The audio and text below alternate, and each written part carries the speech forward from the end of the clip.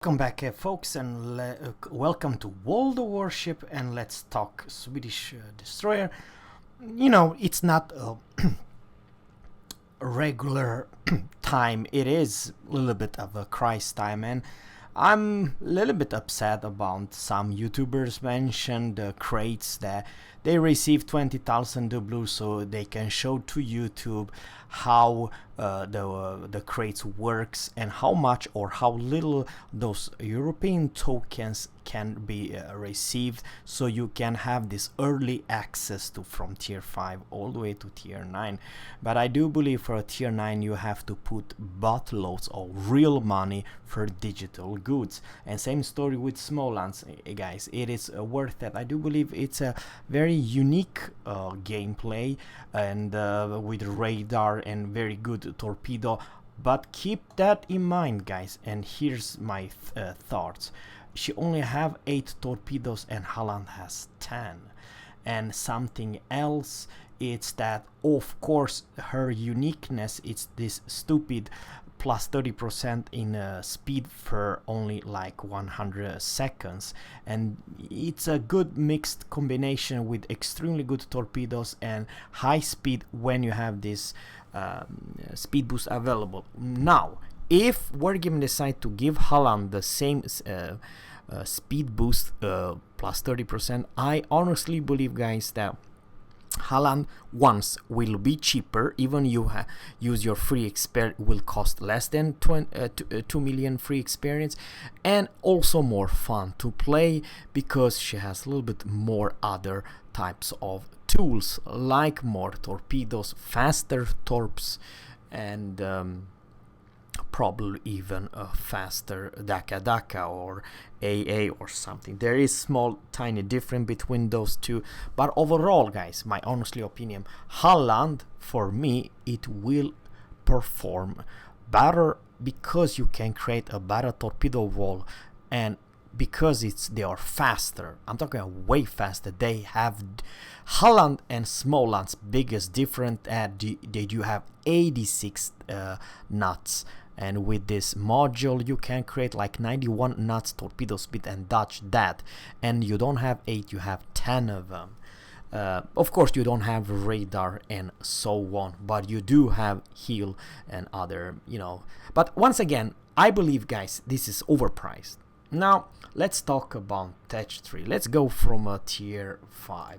If I would be World of Warships, the manager, I would have a different kind of approach. I understand if you want those babies, you have to put real money, 1,000 doubloons, or complete all those missions. You receive 4 or 5 crates and so on. But even if you, let's say, open all together 20 crates or 10 of them, you may only end up with open 1 or maximum 2 the tier 6 or tier 5 destroyer.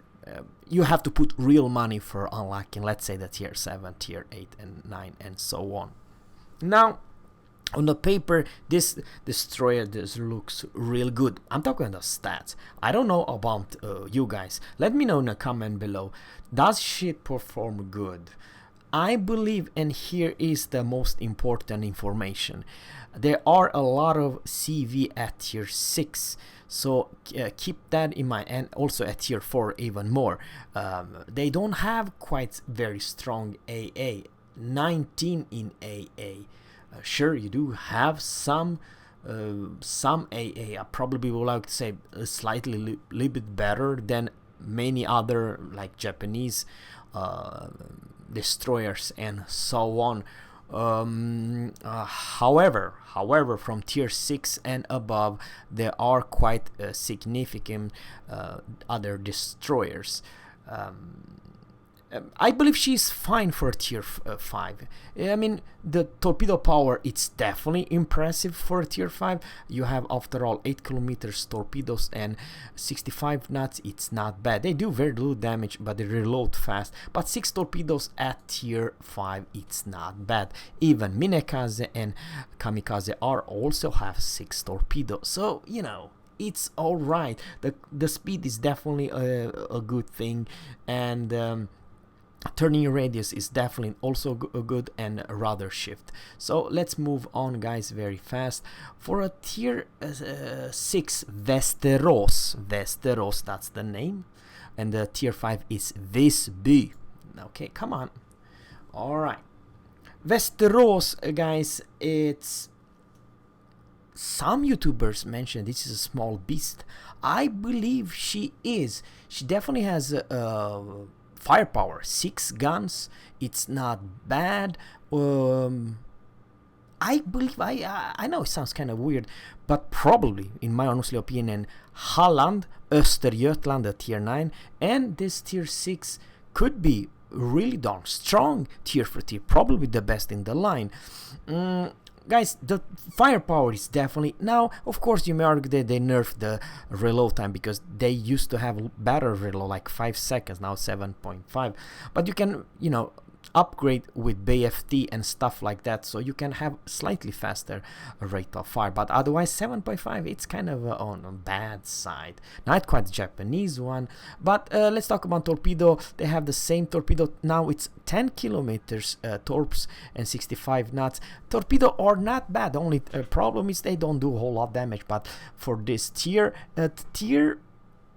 6, 10 kilometers, it's real darn good, and 65 knots, they are not bad. Remember, this 65 knots, it's without this new module. I do believe you can have them way faster than 60, like, I don't know, 64 knots.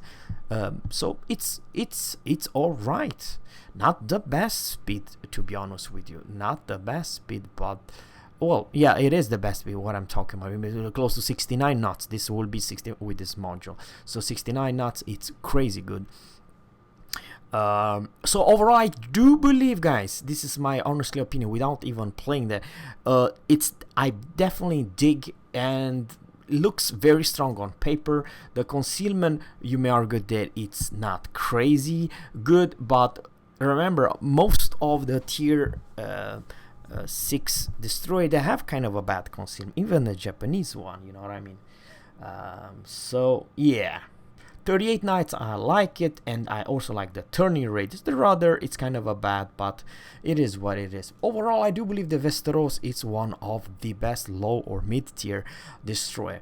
Now, if you see here, pay attention, from 16 in AA, not a whole lot guns, AA guns, not crazy bad, but not good either. But we jump to tier 7, and we are going for the Skåne, that's the name of the tier 7. The tier 7, guys, they jump incredible in AA department 51, because those are dual purpose. So I believe that this is a AA monster if you build with AA. I'm not saying that you will do very good versus tier 8, but definitely versus tier 6 you can defend yourself. Remember, you have AA defense. Now at tier 7 you definitely lock in torpedo. The torpedoes only 6-1. You may argue they are kind of a fast now, 76 knots and 12 kilometers. So they are very good torpedoes, even though we only have 6 of them. Very unfortunate. I wish that this ship would have a little bit more torpedoes, but it is what it is. Now, the concealment, it's same 7.1 like the tier 6 one, so it's not crap. The downside with this ship, it's definitely the speed, only 35 knots, which is a very mech ship. But otherwise, I believe it's a small AA monster at tier 7. So yeah, even though you don't have a lot of torpedo power, and the guns are different versus the tier 6, because you only have 2 of them, but they reload way faster, 3.2 seconds. The range, it's very narrow, only 10.2. I know you can buff it further, but the thing is, you don't probably want to buff the guns. Your guns are only made for other destroyers. You probably, your main weapons, I do honestly believe it's those torpedo, and the torpedo they launch in 59 seconds. So you are a torpedo spammer even though you don't have a lot of them. So yeah, I believe she is fine. She is not this strong, but definitely very unique and very interesting destroyer in my honestly opinion. Now let's move on. Okay, sorry about that, guys. I pressed the round bottom. Europe and tier 8 Öland. Öland, that's the name of the tier 8 Pan European destroyer. This one, guys, I actually do not like. Was that 6 torpedo at tier 8? You gotta be freaking joking me. At tier 8, I cannot come up with one single destroyer with only 6 torpedo, beside Cossack and all those unique and you know, Kid also have a few. Sure, you may argue the range is fantastic, the torpedo, but man, sure, you do have those fast Daka guns, reload 2.5 seconds. But now you are kind of a big large ship, and everyone who's aiming at you have no problem whatsoever to, so you don't want in this tier open up too much, because they have very good accuracy guns at this range, and it's hard, and especially even harder to do well in 35 knots. You know, the tier 7 and the tier 8 have kind of a bad speed, but this one, it has even worse turning radius, 610 and 4.7. Rather, it's kind of bad versus a Japanese one. In AA department, slightly more, but not a whole lot versus tier 7. So I would like to say you do not jump a whole lot in versus tier 7. I'm talking about this 53 in range. You have a lot of guns, and you know, should definitely defend yourself, but I don't believe that you are a Friesland yet. So you see 53 in AA, concealment 7.4. There is quite other stealthier than you, so I have to think that you are not the stealthy destroyer, and you don't have smoke. So yeah, it's a mixed bag, and the HP pool are not fantastic. Matter of fact, 14,100, it's the lowest of all tier 8 destroyers. I cannot come up with one lower than 14,100. Very, very low.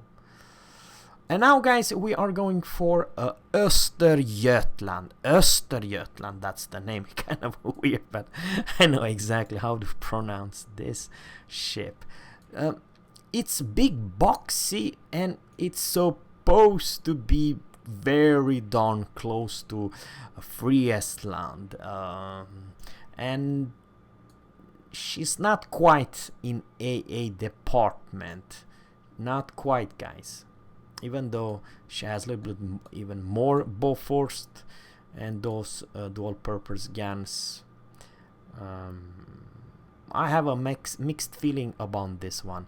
But however, for the first time since tier 6, I do believe, you have 8 torpedoes. So those 8 torpedoes are 13.5 and 86 knots. Those are the fastest tier 9 torpedoes, and real darn good range. I kind of like it. I believe the guys, without saying too much, she might be very strong. But once again, before I gonna jump to any conclusion, I never played her, and she is a very big juicy target. She looks extremely big, but she lacks in speed and smoke, and that's also a huge problem. Especially at tier 9, there are so many good destroyers, like Fletcher, like Kitakaze, like Mogador. So she has to compete with a lot of pure gunboats. But probably, I'm just saying, guys, you should never play her as a gunboat. You should definitely play her as a torpedo boat, because even though the 8 torpedoes are not crazy.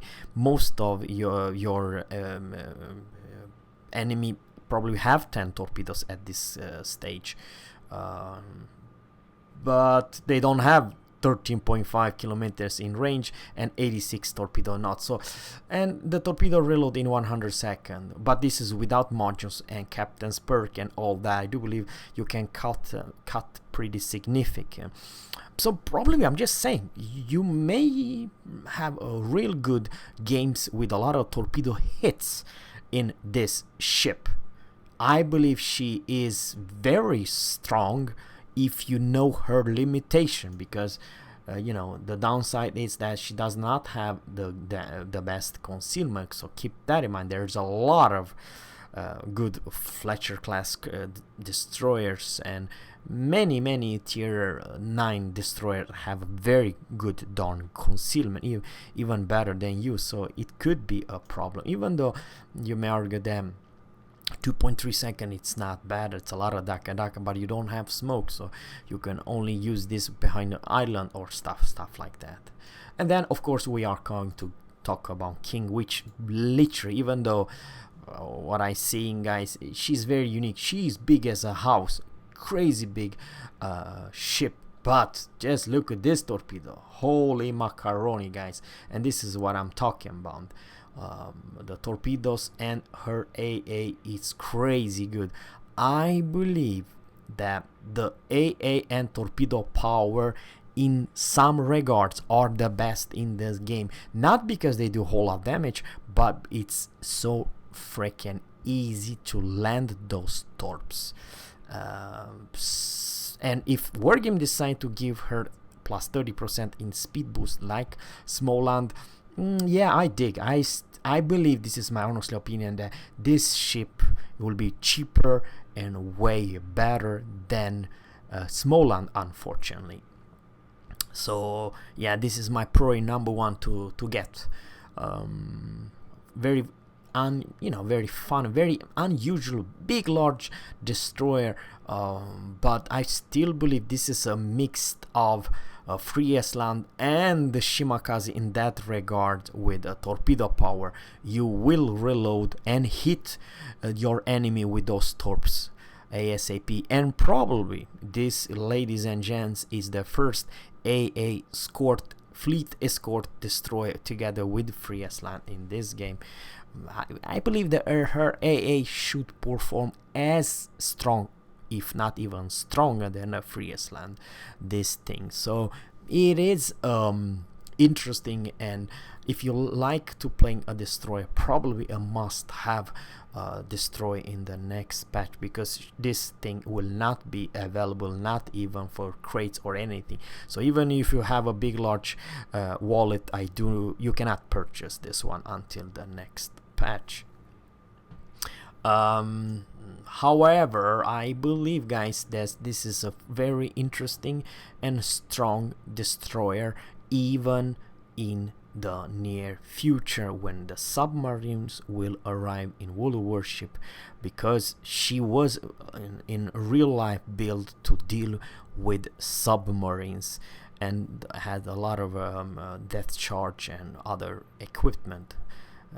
She had, of course, a radar, she had, of course, other utility that Wargaming didn't allow to in this ship. But what I'm trying to say, I really much dig, and I'm not saying that she's the strong, but in many regards, like in the torpedo power, in AA power, it is probably one of the strongest destroyer, oncoming destroyer in this game. Let me know in the comment below about the entire Pan European destroyer line and which one you are looking most to get.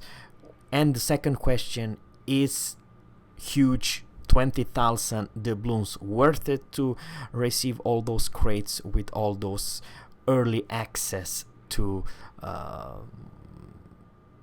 regular Tech 3, which will be available for everyone?